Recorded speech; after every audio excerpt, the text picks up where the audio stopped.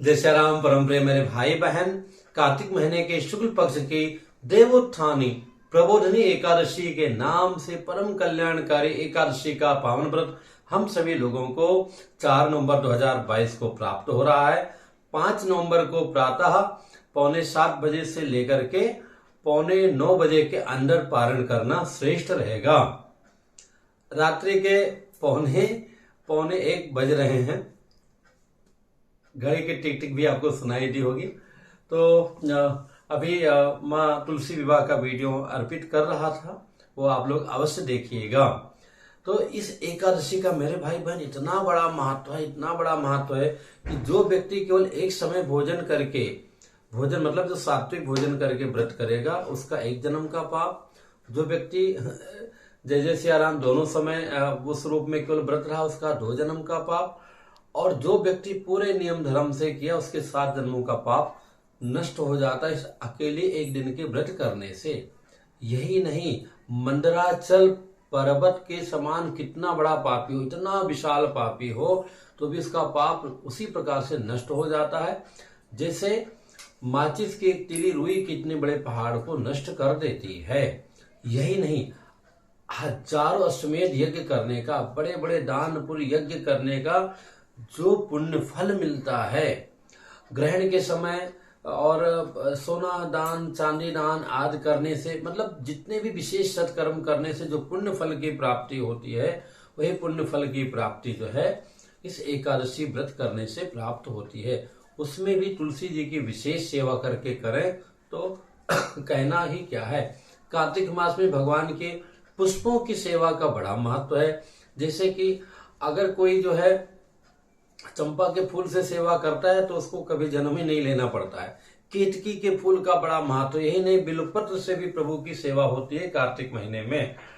तो वो बहुत वीडियो लंबा हो जाएगा, अभी हम केवल एकादशी व्रत पर ही आते हैं।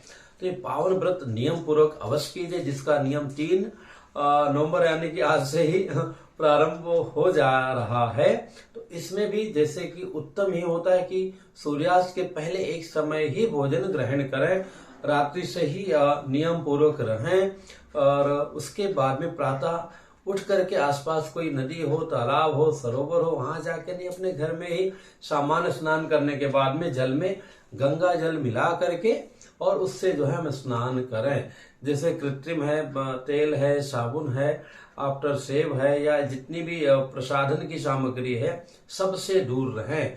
और इसके बाद में उस दिन भगवान के सत्यनारायण कथा का इतना बड़ा महत्व है कि क्या कहें, भगवान तत्काल प्रसन्न हो जा रहे, क्योंकि उसी दिन जो है वो 4 महीने के बाद परम विश्राम लेने के बाद सो के उठते हैं तो अपना गुणानुवाद से बड़े ही प्रसन्न होते हैं। तो चाहे विष्णु सहस्रनाम का पाठ करा दीजिए, किसी भी रूप में भगवान की कथा कीजिए। और सबसे ये तो श्री सत्यनारायण भगवान की कथा ही है उस दिन। इसीलिए गांव में और जगह जिनको लोग गंवार कहते हैं या आम जन कहते हैं, वो लोग इतना ध्यान से इस दिन जो है विशेष कथा का आयोजन करते हैं। तो भाई मेरे, और स्पेशली जो है लहसुन प्याज काना कुंदरू बैगन चावल ये तो हमें छूना भी नहीं चाहिए। जो वृद्ध हैं, बालक हैं और जो है बीमार हैं उनके लिए भी इन पदार्थों के अलावा सामान्यतः रोटी सब्जी खा सकते हैं। जो व्रत रह रहे हैं वो नियम पूर्वक व्रत रहें, चाहे निर्जला रहें अथवा एक समय जल पी करके अथवा एक समय दूध पी करके, अथवा जो है नहीं हो सका तो फल खा के रह गए। लेकिन कुटू काटा और राजगिरी के और साबूदाना वगैरह सब बिल्कुल ही नहीं खाना चाहिए। इससे फिर वो पुण्य फल की प्राप्ति नहीं होगी जिस निमित्त से आप व्रत कर रहे हैं। रात्रि जागरण का बड़ा महत्व है।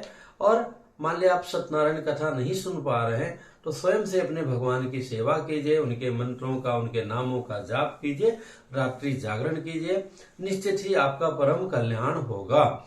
इसकी कथा जो आई है इसमें कथा में विशेष करके ही व्रत का महत्व बताया गया है कि किस प्रकार से पूजा करने से क्या क्या पुण्य फल की प्राप्ति होती है और कितने बड़े से बड़े पापों से आप जो है मुक्त हो जाते हैं इस देवोत्थानी एकादशी व्रत करने मात्र से ही।